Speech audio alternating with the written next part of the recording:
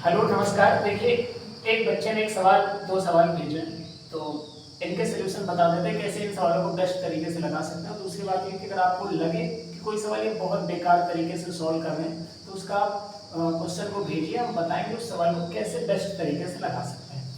तो एक सवाल, एक वस्तु को 2400 रुपये में बेचने पर लागत मूल्य के 1/3 की हानि होती, लागत मूल्य बताइए। ठीक, देखो 1/3 की हानि होती है, तो इस 3 से घटने वाले आप संसार की कोई संख्या मान सकते हैं। 3 से घटने वाली संसार की कोई संख्या मान सकते हैं। 3 मान लो, 6 मान लो, 300 मान लो, 100 नहीं मान सकते। 3 से घटने वाली संसार की कोई संख्या मान सकते हैं।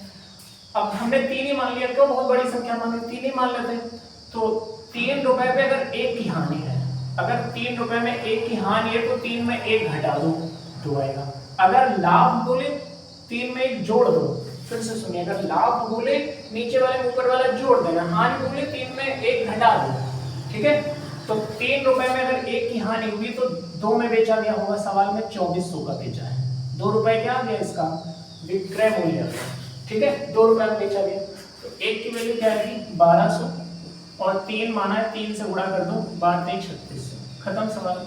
ऐसे सवालों को क्या उल्टा सीधा तरीके से लगाने की जरूरत है।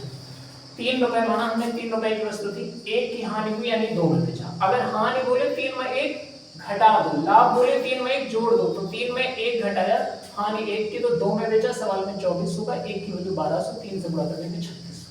एक ये सवाल देखो, इसको बहुत गंदे तरीके से लगाना। एक वस्तु के अंकित मूल्य पर 12% की छूट देने पर 10% का लाभ होता है, तो अंकित मूल्य को क्रय मूल्य से कितने % अधिक अंकित किया गया। सुनिए, अंकित मूल्य और क्रय मूल्य के बीच कोई भी संबंध पूछा जाए, अंकित मूल्य और क्रय मूल्य के बीच कोई भी संबंध पूछा जाए, एक ही तरीका होता है। देखिए, अंकित मूल्य और क्रय मूल्य के बीच जितने भी संबंध बने, इसमें बहुत अच्छे अच्छे सवाल बनते हैं।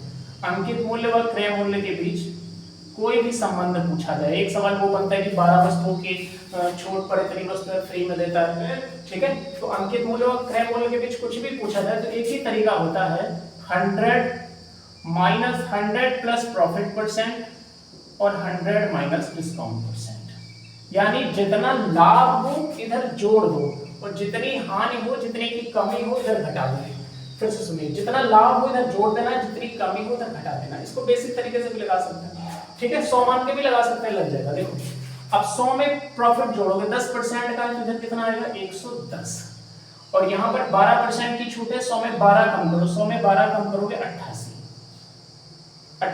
है ना। देखो, 100 में 10% का प्रॉफिट था, जोड़ा 110, 100 में 12% की छूट है, 100 में 12 कम करेंगे 88। अब पूछा था क्रय मूल्य को अंकित मूल्य से कितने % अधिक अंकित किया गया, यानी परसेंटेज वृद्धि वाला फार्मूला लगा दो। कितना आएगा, अंतर कितने का 22 का, बटे नीचे छोटी संख्या आएगी 88 और इंटू 100, तो 22 चौक 88, 4 से काट देंगे 25% आएगा, 25% अधिक अंकित किया गया। बड़े आसानी से लगा सकते हैं। क्रय अंकित मूल्य और क्रय मूल्य के बीच कुछ भी पूछा जाए, बस एक ही तरीका होता है, 100 plus profit percent, 100 minus discount percent. तो यहाँ 100 में प्रॉफिट जोड़ोगे 110 आ जाएगा, और यहाँ पे 12% की छूट घटाओगे 88 आ जाएगा। अब पूछा था कितने % अधिक अंकित किया गया है, तो परसेंटेज वृद्धि बराबर अंतर बटे छोटी संख्या, अंतर 22 का बटे नीचे छोटी संख्या